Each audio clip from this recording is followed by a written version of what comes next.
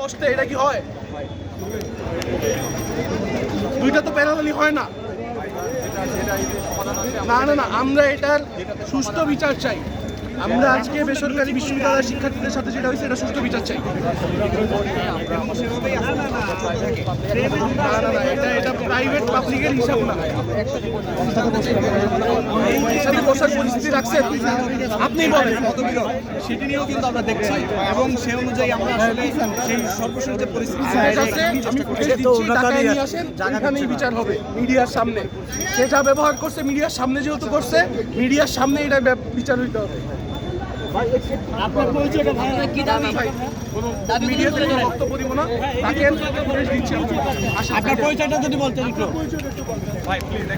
ভাই একটু